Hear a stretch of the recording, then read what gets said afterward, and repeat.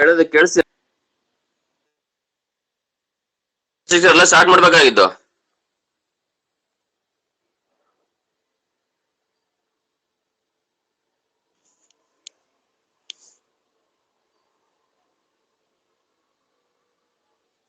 Is it audible? Yes, sir. Right. So next ಬಂದ್ಬಿಟ್ಟು data structure start ಮಾಡ್ತಾ ಇದೀನಿ. So next ಇರೋ data structure ತಾನೇ ಇರೋದು.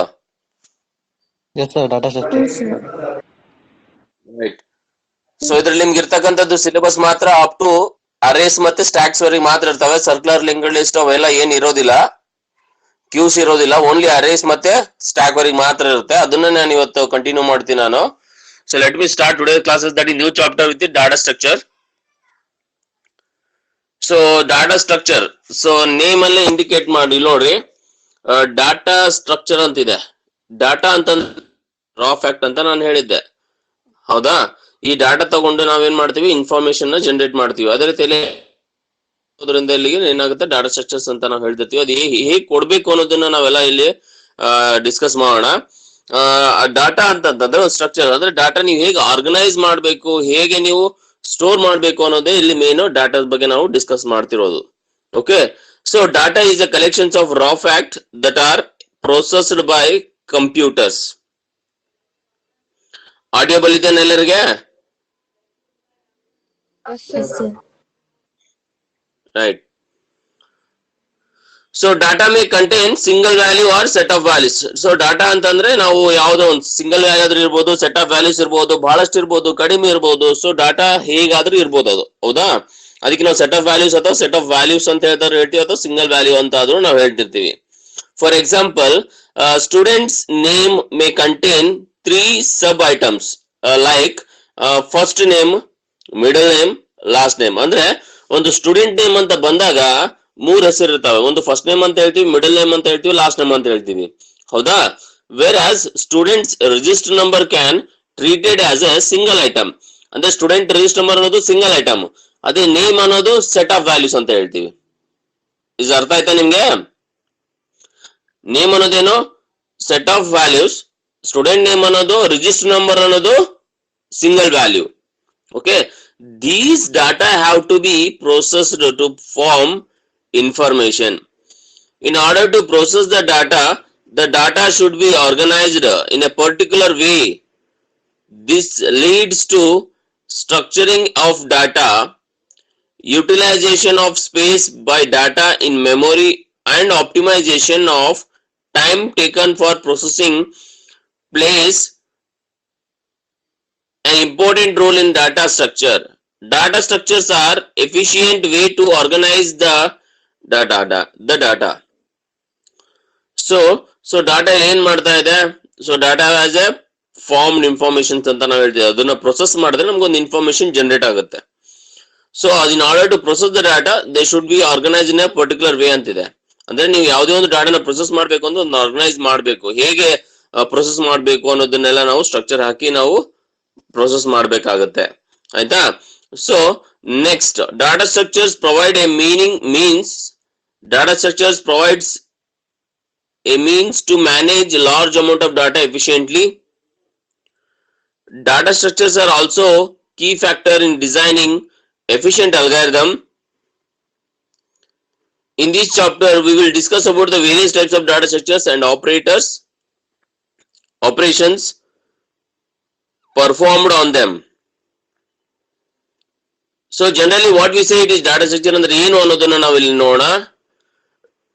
Data structure means organizations are structuring a collections of data items in appropriate form so as to improve the efficiency of storage and processing. ಇದು definition. ನೀವು ಈ definition ಆದ್ರೂ exam ಆದ್ರೂ ಬರೀರಿ, ಅಥವಾ ಇಲ್ಲಿ ಕೊಟ್ಟಿರ್ತಾನೆ ಈ ಡೆಫಿನಿಷನ್ಸ್ ಆದ್ರೂ ಬರೀರಿ. ಅಂದ್ರೆ data structure provides a meaning to manage the large amount of data efficiently ಅಂತ ಆದ್ರೂ ಬರೀಬಹುದು, ಅಥವಾ data structure means organising or structuring a collections of data items in appropriate form so as to improve the efficiency of storage and processing. ಇದನ್ನ ಆದ್ರೂ ಬರಿಬಹುದು. So ಇದು ಕೂಡ ನಿಮ್ಗೆ lengthy ಅಂತ ಅನ್ಸ್ತಾ ಇದೆ ಅಂತಂದ್ರೆ ಇದ್ರಲ್ಲಿ ನಾವು ಬರಿಬಹುದು. A data structure is a specialized format for organizing and storing data.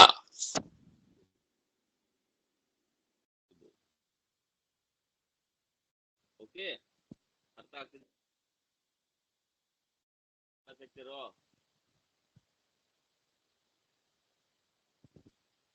ನಾನು ಹೇಳೋದು No specific.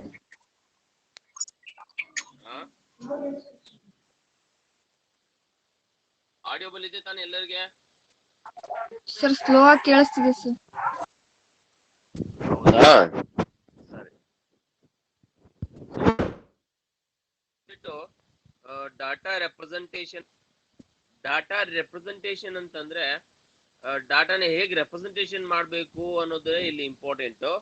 ಅದು ಲಾಜಿಕಲ್ ಆಗಿರ್ಬೋದು, ಇಂಪ್ಲಿಮೆಂಟೇಷನ್ಸ್, ಅನಲೈಸಸ್, ಅದನ್ನ ಹೇಗೆ ರೆಪ್ರೆಸೆಂಟೇಷನ್ಸ್ ಮಾಡಬೇಕು ಅನ್ನೋದನ್ನ ನಾವು ಇಲ್ಲಿ ನೋಡೋಣ. Computers memory is used to store the data which is required for processing. Computer memory is used to store the data which is required for processing. ಅಂದ್ರೆ ಇಲ್ಲಿ ಏನಾಗ್ತಿದೆ, ಪ್ರೋಸೆಸ್ ಮಾಡಬೇಕಾಗಿರ್ತಕ್ಕಂಥ ಡಾಟಾನ ಮಾತ್ರ ನಾವಿಲ್ಲಿ ಸ್ಟೋರ್ ಮಾಡ್ತಿದ್ದೀವಿ, ಹೊರತಾಗಿ ಬೇರೆ ಯಾವುದೂ ಅಲ್ಲ. ಅಂದ್ರೆ ಡಾಟಾ ಇಲ್ಲಿರ್ತಕ್ಕಂಥದ್ದು ರಾ ಫ್ಯಾಕ್ಟ್, ಅಂದ್ರೆ ಹ್ಯೂಜ್ ನಂಬರ್ ಆಫ್ ಡಾಟಾ ಇರ್ತವೆ, ಅದನ್ನೆಲ್ಲ ಡಾಟಾ ನಾವಿಲ್ಲಿ ಸ್ಟೋರ್ ಮಾಡ್ತಾ ಇಲ್ಲ. ಯಾವಾಗ ನೀವು ಆ ಪ್ರೊಸೆಸ್ ಮಾಡಿದ ತಕ್ಷಣ ಏನಾಗುತ್ತೆ, ರಿಕ್ವೈರ್ಡ್ ನಂಬರ್ ಆಫ್ ಡಾಟಾ ಬರುತ್ತೆ, ಅದನ್ನು ಮಾತ್ರ ನಾವು ಸ್ಟೋರ್ ಮಾಡ್ತೀವಿ. ಅದಕ್ಕೆ ಇಲ್ಲಿ computer memory is use to store the data which is required for processing. Next, these process is known as data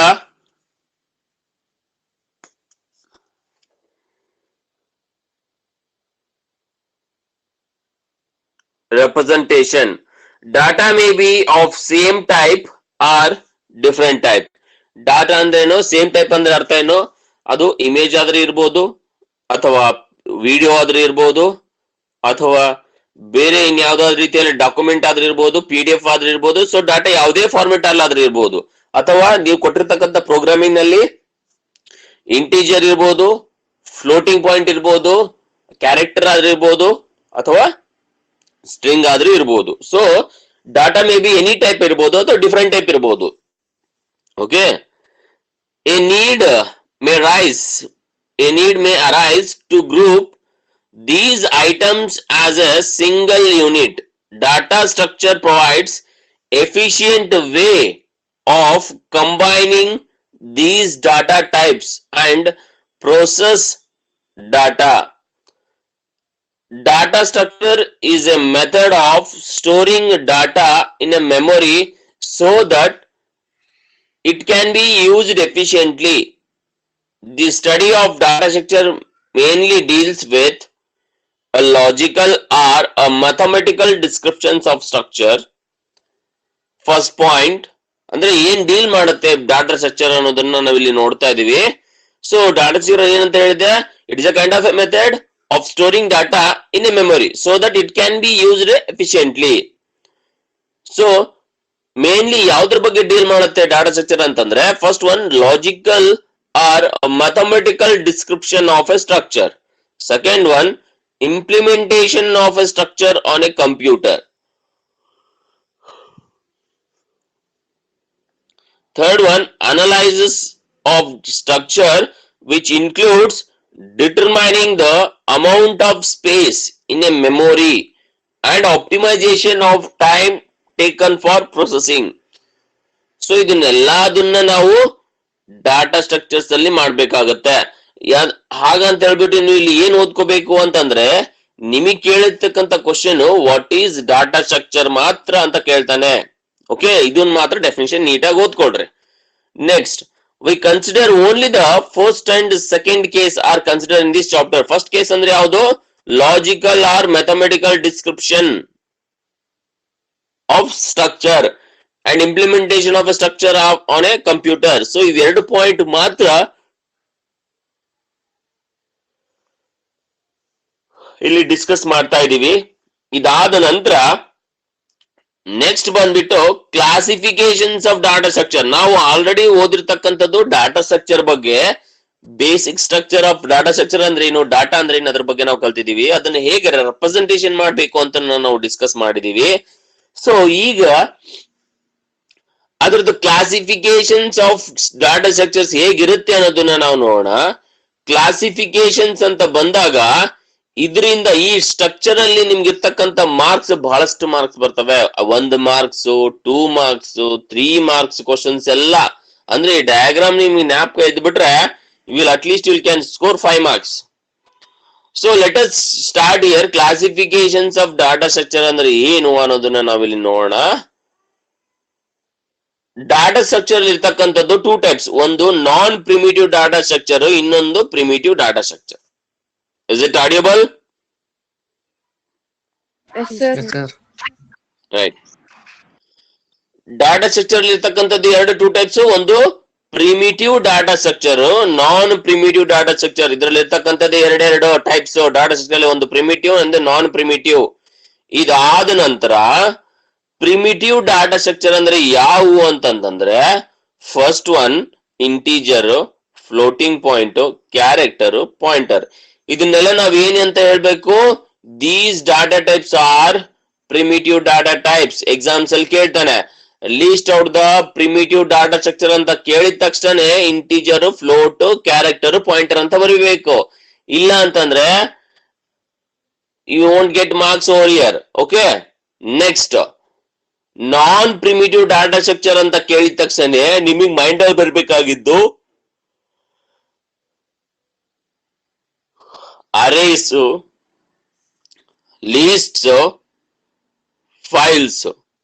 so non primitive data structures ಅಂದ್ರೆ ಯಾವ ಇದಾವೆ? Arrays, list, files. ಇವು 3 ಡಾಟಾ ಟೈಪ್ಸ್ ಬಂದ್ಬಿಟ್ಟು ನಮ್ಗೆ ಏನಾಗ್ತವೆ? Non primitive data structures. ಇದರಲ್ಲಿ ಕೂಡ ನಮ್ಗೆ single dimensional array, 2 dimensional array, multi dimensional array ಅಂತಿದ್ದೇವೆ. ಲೀಸ್ಟ್ ಅಲ್ಲಿ ಬಂದ್ಬಿಟ್ಟು ಇದರಲ್ಲಿ ಕೂಡ 2 ಲೀಸ್ಟ್ ಇದಾವೆ. ಒಂದು linear data structure, non linear data structures ಅಂತ ಹೇಳ್ತೀವಿ. ಅದರಲ್ಲಿ ಲೀನಿಯರ್ ಡಾಟಾ ಸ್ಟ್ರಕ್ಚರ್ಸ್ ಅಂತಂದ್ರೆ queues, stacks.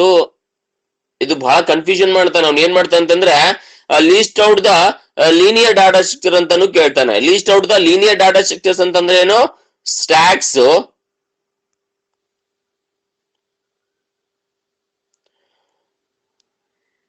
Linear data structures ಅಂದ್ರೆ ಯಾವ ಬರಿಬೇಕು? So we need to write down. Stacks ಬರಿಬೇಕು, ಕ್ಯೂಸ್ ಅಂತ ಬರಿಬೇಕು, ಕ್ಯೂಸ್, ಲಿಂಕ್ ಲಿಸ್ಟ್. ಇವು 3 ಯಾವ ಟೈಪ್? ಲೀನಿಯರ್ ಡಾಟಾ ಸ್ಟ್ರಕ್ಚರ್ಸ್ ಅಂತ ನಾವ್ ಹೇಳ್ತೀವಿ. ಅದಾದ ನಂತರ list out the non linear data structure ಅಂದ ತಕ್ಷಣ ನೀವೇನ್ ಬರಿಬೇಕು? Trees, graphs. Trees, graphs. So ಈಗ ನಾನು ಕೇಳ್ತೀನಿ, ಅದು ಏನ್ ಬರೀತೀರ ಅನ್ನೋದನ್ನ ನೀವು ಹೇಳ್ರಿ, ಯಾರಾದ್ರೂ ಅನ್ಮ್ಯೂಟ್ ಮಾಡಿ. ಓಕೆ, ಈಗ ಅವ್ನು ಏನಾದ್ರು ಕೇಳ್ತಾನೆ list out the primitive data structures ಅಂತ ಕೇಳಿದ್ರೆ ಏನ್ ಬರೀತೀರಿ? Integer, floating point, character, pointer. Right. List out the non linear data structures ಅಂದ್ರೆ ಯಾವುದು? Arrays, lists, files. ಅಲ್ಲ. ನೆಕ್ಸ್ಟ್ ಯಾರ್ಮ? Trees, graphs, sir. Trees, graphs. Right. Graphs, sir. Non-primitive. List out the linear data structures ಅಂದ್ರೆ ಯಾವುದು? Stack, queues, linked list sir. Stack, queues, linked list. Right. So ಏನಾದ್ರೂ ಮತ್ತೆ ನಿಮಗೆ list out the non primitive data structures ಅಂತ ಕೇಳಿದ್ರೆ, ನಾನ್ primitive data structures Arrays, Lists, files. lists, files. ಹಾ, ಅರ್ಥ ಆಯ್ತಾ ನಿಮ್ಗೆಲ್ಲ ಇದು ಡಯಾಗ್ರಾಮ್? Yes, sir. ಈ ಡಯಾಗ್ರಾಮ್ ತುಂಬಾ important. 1 marks, 3 marks, 2 marks questions ಕೇಳ್ತಾನೆ. ಇದೇ ರೀತಿಯಲ್ಲಿ ಲಿಸ್ಟ್ ಆಫ್ ಬರಿಬೇಕು ಅಂತ ಹೇಳ್ತಾನೆ, ಅದನ್ನ ನೀವು ಬರಿಬೇಕು. Okay, next let us go with the 1 by 1.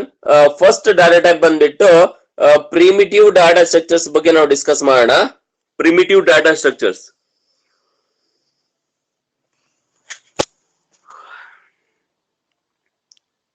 Data structures that are directly operated upon by machine level instructions are known as primitive data structures. ಅಂದ್ರೆ ಮಷೀನ್ ಇಂದ ಡೈರೆಕ್ಟ್ ಆಗಿ ವೇರಿಯೇಬಲ್ಸ್ ಮೇಲೆ ಆಪರೇಟರ್ ಆಗ್ತಿದೆ ಅಂತಂದ್ರೆ ಅದಕ್ಕೆ ನಾವು ಪ್ರಿಮಿಟಿವ್ ಡಾಟಾ ಸ್ಟ್ರಕ್ಚರ್ಸ್ ಅಂತ ಹೇಳ್ತೀವಿ.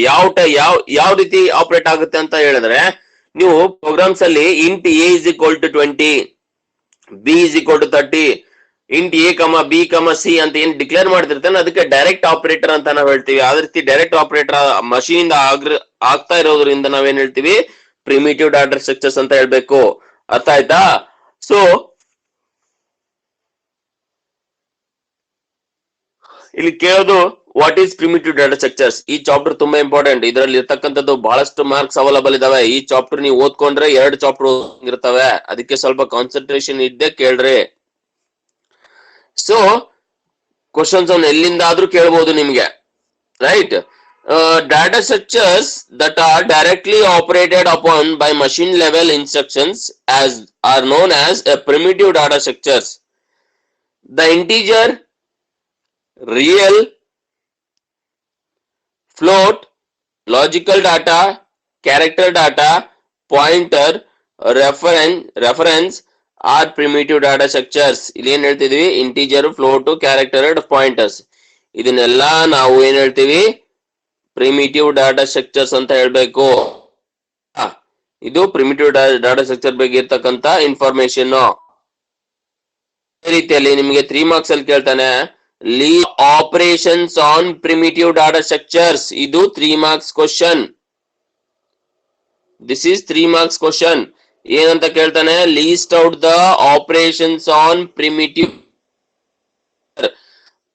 ಡಾಟಾ ಸ್ಟ್ರಕ್ಚರ್ಸ್ ಮೇಲೆ ಯಾವ ರೀತಿಯಾದ ನಾವು ಆಪರೇಷನ್ಸ್ ನ ಪರ್ಫಾರ್ಮ್ ಮಾಡಬಹುದು, ಎಲ್ಲಿ ಅಂತ ಡಿಸ್ಕಸ್ ಮಾಡಿದ್ರೆ ನೋಡ್ರಿ. ಡಾಟಾ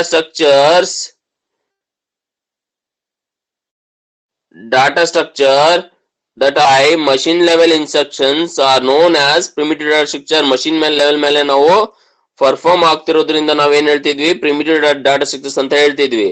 ಯಾವ ರೀತಿ operations on primitive data structures ಅಂತಂದ್ರೆ, first one create, destroy, select, update. ಇವು 4 ಕೂಡ ಯಾವುದಕ್ಕೆ ಸಂಬಂಧಪಟ್ಟಿದ್ದು, create, destroy, select, update. These are the 4 operations performed on the primitive data structures ಅಂತ ಹೇಳ್ತೀವಿ. ಎಕ್ಸಾಮ್ಸ್ ಅಲ್ಲಿ ಕೇಳ್ತಾನೆ, list out the operations performed on the data structures ಅಂದ ತಕ್ಷಣ ನೀನು ಬರಿಬೇಕಾಗಿದ್ದು ಕ್ರಿಯೇಟ್, ಡೆಸ್ಟ್ರಾಯ್, ಸೆಲೆಕ್ಟ್, ಅಪ್ಡೇಟ್. ಇವ್ 4 ಬರಿಬೇಕು. ಅವ್ನು ಎಕ್ಸ್ಪ್ಲೇನ್ ಅಂತ ಕೇಳಂಗಿಲ್ಲ, ಕೇಳದೆ types operations. So let me tell what you are going to say. List out the operations on primitive data structures ಅಂತ ಕೇಳಿದ್ರೆ ಏನ್ ಬರಿತೀರಿ? Create, destroy, select, update. ಇವ್ 4 ಬರಿಬೇಕು. ಇದು ಯಾವ್ದಕ್ ಸಂಬಂಧಪಟ್ಟಿದ್ದು? primitive data structure. Operations on primitive data structure ಸಂಬಂಧಪಟ್ಟಿದ್ದು. ಓಕೆ, ಹೋಗೋಣ. ರೈಟ್, 1 by 1 ಕ್ರಿಯೇಟ್ ಅಂದ್ರೆ ಏನಂತ, ಏನ್ ಮಾಡುತ್ತೆ ಅನ್ನೋದನ್ನ ನಾವು ನೋಡೋಣ. ಅವ್ನು ಏನಾದ್ರು 3 ಮಾರ್ಕ್ಸ್ ಅಂತ ಲೀಸ್ಟ್ ಔಟ್ ಬಿಟ್ಟು ಎಕ್ಸ್ಪ್ಲೇನ್ ಅಂತ ಕೇಳಿದ ತಕ್ಷಣ, ಎಕ್ಸ್ಪ್ಲೇನ್ ಅಂತ ಕೇಳಿದ್ರೆ ಒಂದ್ 2 ಲೈನ್ ನಲ್ಲಿ ನೀವು ಬರಿಬೇಕಾಗುತ್ತೆ. ಎಲ್ಲದನ್ನ ಬರೆಯೋ ಅವಶ್ಯಕತೆ ಇಲ್ಲ. ಇಲ್ಲಿ 2 ಲೈನ್ಸ್ ನಾನು ಹೇಳಿದ ಏನಿದೆ ಅಷ್ಟೇ ಬರೀಬೇಕಿದ್ರೆ. ಓಕೆ, ದೆನ್ ಲೆಸ್ಟ್ ಕ್ರಿಯೇಟ್ ಅಂದ್ರೆ ಏನು ಅನ್ನೋದನ್ನ ನಾವು ಇಲ್ಲಿ ನೋಡೋಣ. ಕ್ರಿಯೇಟ್ ಏನ್ ಮಾಡುತ್ತೆ ಅಂತಂದ್ರೆ, creates operations is use to create a new data structure. ಒಂದು ನ್ಯೂ ಡಾಟಾ ಸ್ಟ್ರಕ್ಚರ್ ನ ಕ್ರಿಯೇಟ್ ಮಾಡ್ಬೇಕು ಅಂತಂದ್ರೆ ನಾವು ಕ್ರಿಯೇಟ್ ಅನ್ನ ಆಪರೇಷನ್ ನ ಯೂಸ್ ಮಾಡ್ಬೇಕಾಗತ್ತೆ. This operations reserve memory space for the program elements. ಅಂದ್ರೆ ಇದೇನ್ ಮಾಡುತ್ತೆ, ಒಂದು ನ್ಯೂ ಡಾಟಾ ಸ್ಟ್ರಕ್ಚರ್ ಕ್ರಿಯೇಟ್ ಮಾಡುತ್ತೆ. ಅದಾದ ನಂತರ ಒಂದು ಮೆಮೊರಿ ಅಂದ್ರೆ ಸರ್ಟನ್ ಮೆಮೊರಿನ ರಿಸರ್ವ್ ಮಾಡುತ್ತೆ. ಅದ್ರದ್ದು ಕೆಲಸ ಇದು, ಆಯ್ತಾ? It can be carried out at a compile time and run time. ಅಂದ್ರೆ ನೀವು ರಿಸರ್ವ್ ಮಾಡಿರ್ತಕ್ಕಂಥ ಮೆಮೊರಿ ಅಥವಾ ಡಾಟಾ ಸ್ಟ್ರಕ್ಚರ್ ಕ್ರಿಯೇಟ್ ಆಗಿರ್ತಕ್ಕಂಥ ನ್ಯೂ ಡಾಟಾ ಸ್ಟ್ರಕ್ಚರ್ ನಾವ್ ಏನ್ ಮಾಡ್ತಿದ್ವಿ, ಕಂಪೈಲ್ ಆಗೋ ಟೈಮ್ ಅಲ್ಲಿ ಅಥವಾ ರನ್ ಆಗೋ ಟೈಮ್ ಅಲ್ಲಿ ನಾವು ಅದನ್ನ ಯೂಸ್ ಮಾಡ್ಕೋಬಹುದು. ಸೊ ಯಾವ್ದಕ್ಕೆ ನಾವು ಕ್ರಿಯೇಟ್ ಹೇಗೆ ಯೂಸ್ ಮಾಡ್ತೀವಿ ಅಂತಂದ್ರೆ, ಇಲ್ಲೊಂದು ಬಾಕ್ಸ್ ಕೊಟ್ಟಿದೆ ನೋಡ್ರಿ, ಎಕ್ಸಾಂಪಲ್ ಅಂತ ಹೇಳಿ. ಈ ತರ ಎಕ್ಸಾಂಪಲ್ ನೀವು ಪ್ರೋಗ್ರಾಮ್ಸ್ ಅಲ್ಲಿ ಕೊಟ್ಟಿರ್ತೀರಿ. For example int x is a created. X ಅನ್ನೋದೊಂದು ಸ್ಟ್ರಕ್ಚರ್ ಅಥವಾ ಅದು ಹೇಳಿದೆ ನಿಮ್ಗೆ. ಡಾಟಾ ಸ್ಟ್ರಕ್ಚರ್ ಯಾವಾಗ್ಲೂ ಸಿಂಗಲ್ ಐಟಮ್ ಆದ್ರೂ ಇರ್ಬೋದು ಅಥವಾ ಮಲ್ಟಿಪಲ್ ಐಟಮ್ಸ್ ಆದ್ರೂ ಇರ್ಬೋದು. ಇಲ್ಲಿ ಸಿಂಗಲ್ ಐಟಮ್ ಕೊಡ್ತಾ ಇದೀನಿ, ಈ ಇಂಟ್ ಎಕ್ಸ್ ಅನ್ನೋದು. ಈ ತರ ಕೊಟ್ಟ ತಕ್ಷಣ ಏನಾಗುತ್ತೆ, ಎಕ್ಸ್ ಗೆ ಸರ್ಟನ್ ಮೆಮೊರಿ ಅಲೋಕೇಶನ್ಸ್ ಆಗುತ್ತೆ. ಈ ಎಕ್ಸ್ ಅನ್ನೋದನ್ನ ನಾವು ಕಂಪೈಲ್ ಟೈಮ್ ಅಲ್ಲಿ ಆದ್ರೂ ಯೂಸ್ ಮಾಡ್ಬೋದು, ರನ್ ಟೈಮ್ ಅಲ್ಲಿ ಆದ್ರೂ ನಾನು ಯೂಸ್ ಮಾಡ್ಕೊಂತೀನಿ. Okay, next data structure. So data structure sorry destroy ಅನ್ನೋದು destroy operations is use to destroy or remove the data structure from the memory space. ಅಂದ್ರೆ ಡೆಸ್ಟ್ರಾಯ್ ಅನ್ನೋ ಆಪರೇಟರ್ ಹೇಗೆ ಯೂಸ್ ಮಾಡ್ಬೇಕು ಅಂತಂದ್ರೆ, ಡೆಸ್ಟ್ರಾಯ್ ಆಪರೇಷನ್ಸ್ ಒಂದು ಇಲ್ಲಿ ನೀವು ಆಬ್ಜೆಕ್ಟ್ ಯೂಸ್ ಮಾಡ್ತಿರ್ತಾನೆ ಇಂಟ್ ಎಕ್ಸ್ ಅನ್ನೋದು ವೇರಿಯೇಬಲ್, ಇದನ್ನ ನಾವು ರಿಮೂವ್ ಮಾಡಬೇಕು ಅಥವಾ ಅದನ್ನ ಡೆಸ್ಟ್ರಾಯ್ ಮಾಡಬೇಕು ಕ್ರಿಯೇಟ್ ಆಗಿರ್ತಕ್ಕಂಥದ್ದನ್ನ ಅನ್ನೋದ್ ತಕ್ಷಣ ಅಂದ್ರೆ ಅಲಾಟ್ಮೆಂಟ್ ಆಗಿರ್ತಕ್ಕಂಥ ಮೆಮೊರಿ ಕೂಡ ನಾನು ಸ್ಪೇಸ್ ನ ರಿಮೂವ್ ಮಾಡ್ಬೇಕು ಅಂತಂದ್ರೆ ಅವಾಗ ನಾನು ಡೆಸ್ಟ್ರಾಯ್ ಅಂತ ಹೇಳ್ಬೇಕಾಗುತ್ತೆ. ಡೆಸ್ಟ್ರಾಯ್ ಏನ್ ಮಾಡುತ್ತೆ, which destroys the allotted memory space. ಇದನ್ನ ನಾವು ರಿಮೂವ್ ಮಾಡ್ಕೋಬಹುದು. ಸೊ ನೀವೇನ್ ಬರಿಬೇಕಿದ್ರಲ್ಲಿ ಅನ್ನೋದನ್ನ ನಾನು ಹೇಳ್ತೇನೆ, ಅಷ್ಟನ್ನ ಮಾತ್ರ ಬರೀರಿ. Destroy option is used to destroy or remove the data structures from the memory space. ಇಷ್ಟು ಬರೆದ್ರೆ ದಟ್ ಈಸ್ ಎನಫ್. ಆಯ್ತಾ? ಅಂದ್ರೆ ಕ್ರಿಯೇಟ್ ಅನ್ನೋದೇನು ಮೆಮೊರಿ ಅಲಾಟ್ಮೆಂಟ್ ಮಾಡುತ್ತೆ, ಡೆಸ್ಟ್ರಾಯ್ ಅನ್ನೋದೇನು ರಿಮೂವ್ ಮಾಡುತ್ತೆ ಅನ್ನೋದು ಅಷ್ಟೇ. ಆಯ್ತಾ? Next select operation is used by programmers to access the data within a data structure. This operation updates or alters data. Select ಅನ್ನೋದು ಏನ್ ಮಾಡುತ್ತೆ, select the operation used by the programmer to access the data within his data structure. Data structure ಇರತಕ್ಕಂತ ಡಾಟಾನ ನಾವು access ಮಾಡಬೇಕು ಅಂತಂದ್ರೆ select operator ನ use ಮಾಡಬೇಕು. ಏನ್ ಹೇಳ್ತಾ ಇದ್ದೀನಿ, ಡಾಟಾ ಸ್ಟ್ರಕ್ಚರ್ ಇರ್ತಕ್ಕಂಥ ಡಾಟಾನ ಆಕ್ಸೆಸ್ ಮಾಡ್ಕೋಬೇಕು ಅಂತಂದ್ರೆ ಸೆಲೆಕ್ಟ್ ಆಪರೇಟರ್ ನ ಯೂಸ್ ಮಾಡ್ಕೋಬೇಕು. ಏನ್ ಮಾಡ್ತೀವಿ ಸೆಲೆಕ್ಟ್ ಅಂತಂದ್ರೆ ಅಪ್ಡೇಟ್ ಆದ್ರೂ ಮಾಡ್ಕೋಬಹುದು, ಆಲ್ಟರೇಷನ್ಸ್ ಕೂಡ ಆದ್ರೂ ನೀವು ಮಾಡ್ಕೋಬಹುದು. ಇವೆರಡು ಆಪರೇಷನ್ಸ್ ನಾವು ಪರ್ಫಾರ್ಮ್ ಮಾಡಬಹುದು. ಅಪ್ಡೇಟ್, ಆಲ್ಟರ್, ಅದು ಯಾವ್ದಕ್ಕೆ ಸಂಬಂಧಪಟ್ಟಿದ್ದು, ಸೆಲೆಕ್ಟ್ ಗೆ ಸಂಬಂಧಪಟ್ಟಿದ್ದು. ನೆಕ್ಸ್ಟ್ ಅಪ್ಡೇಟ್ ಅನ್ನೋದು ಲಾಸ್ಟ್.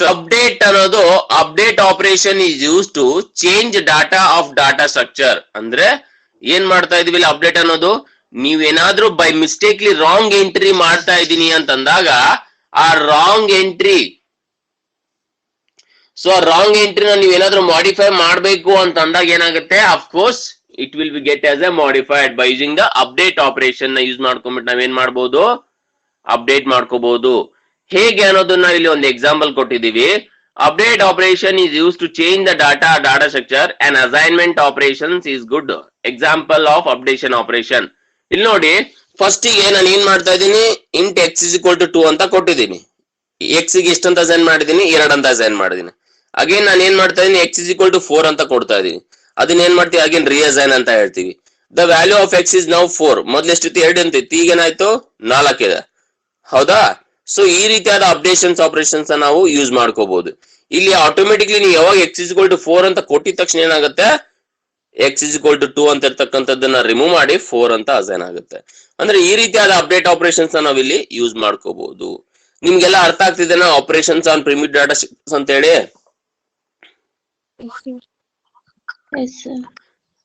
ರೈಟ್. ಒಬ್ಬೊಬ್ಬರೇ ಒಂದೊಂದನ್ನ ಹೇಳ್ಕೊಂತ ಬರ್ರಿ, ಆಪರೇಷನ್ಸ್ ಯಾವ ಇದಾವ ಅಂತ ಹೇಳಿ. ನಾನು ಎಷ್ಟು ಹೇಳಿದೇನೆ ಅಷ್ಟನ್ನ ಮಾತ್ರ ಹೇಳ್ರಿ.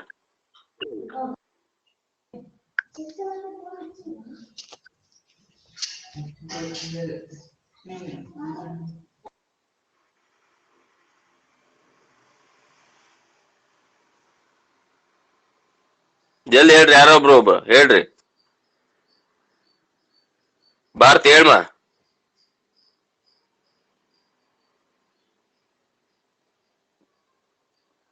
ಐಶ್ವರ್ಯ ಹೇಳ್ಮ.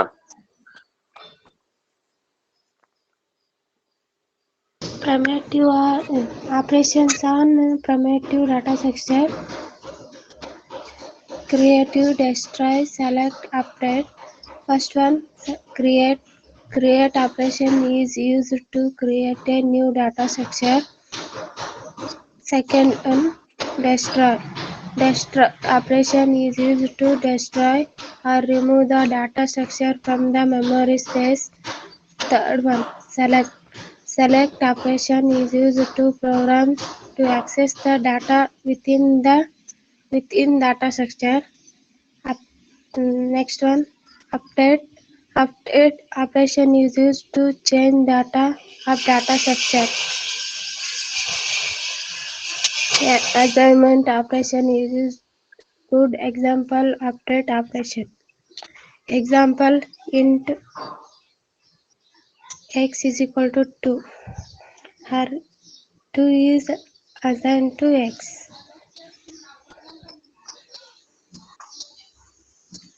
Next.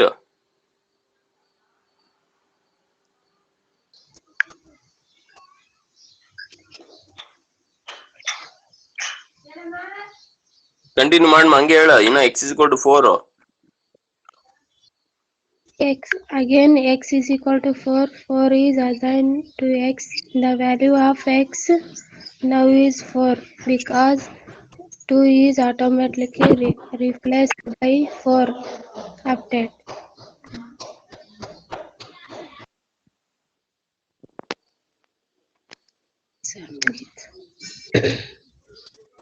ನೆಕ್ಸ್ಟ್ ಬೇರೆ ಹೇಳ್ರಿ. Sir, ಮುಗೀತು sir. Operations on primitive data structures. Create operation is used to create a new data structures. This operation reserves memory space for the program elements. Destroy operation is used to destroy or remove the data structure from the memory space. Select operation is used by programmers to access the data within data structure. This operation updates or alerts data. Update operation is used to change data of data structure. An assignment operation is a good example of update operation. For example, int x is equal to 2. Here 2 is assigned to x. Again x is equal to 4. 4 is reassigned to x. The value of x now is 4 because 2 is automatically replaced by 4. Updated.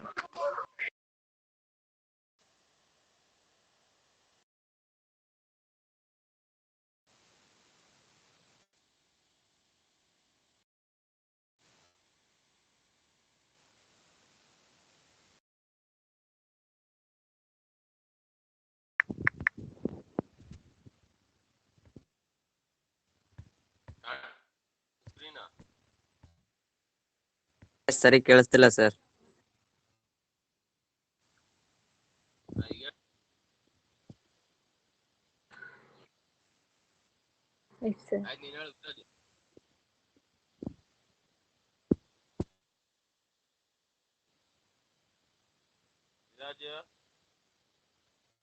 Sir voice ಕೇಳಿಸ್ತಿಲ್ಲ sir.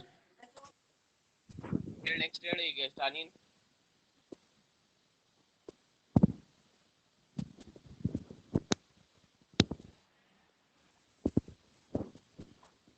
Start ಮಾಡು.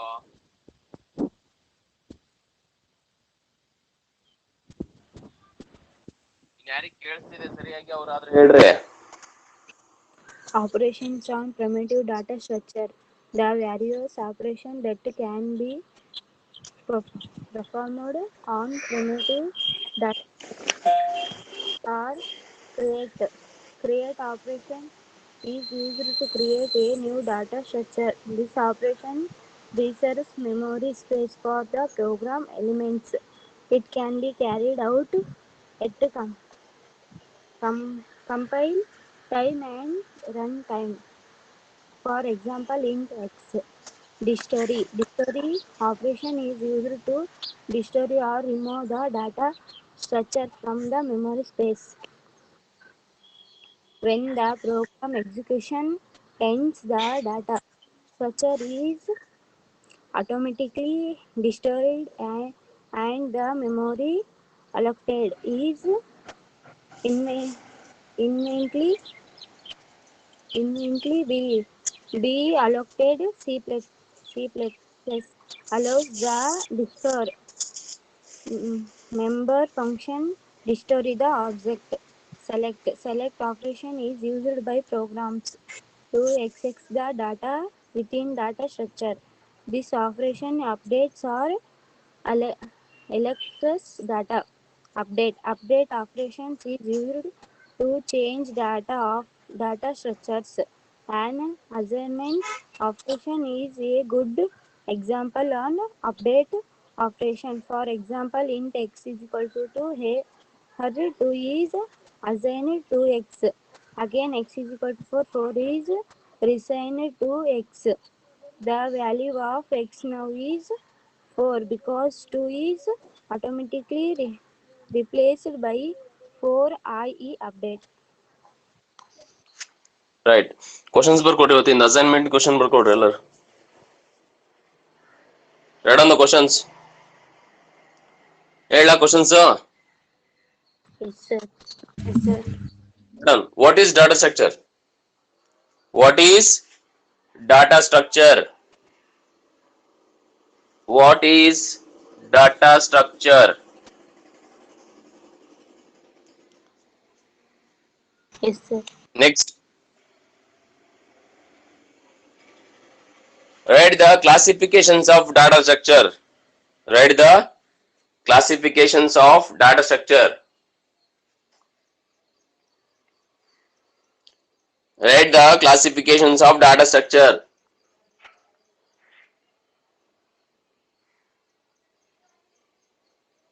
Next, list out the non-primitive data structures. List out the non-primitive data structure.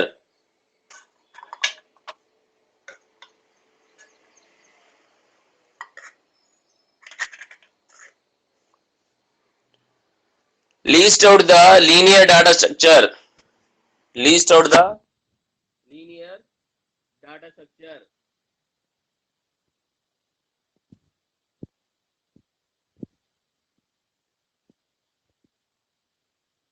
Next, list out the non-primitive data structure.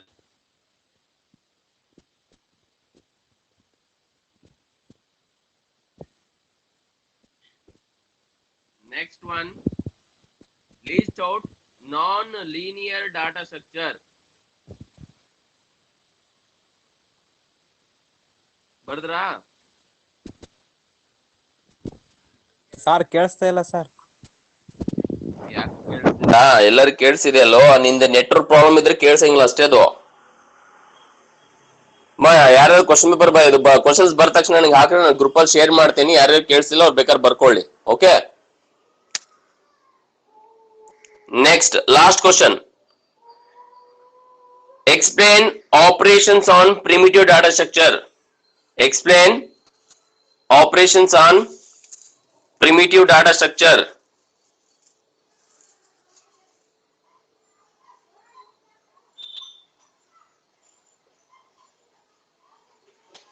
Or ಮುಗಿತಾ? Yes, sir. Right.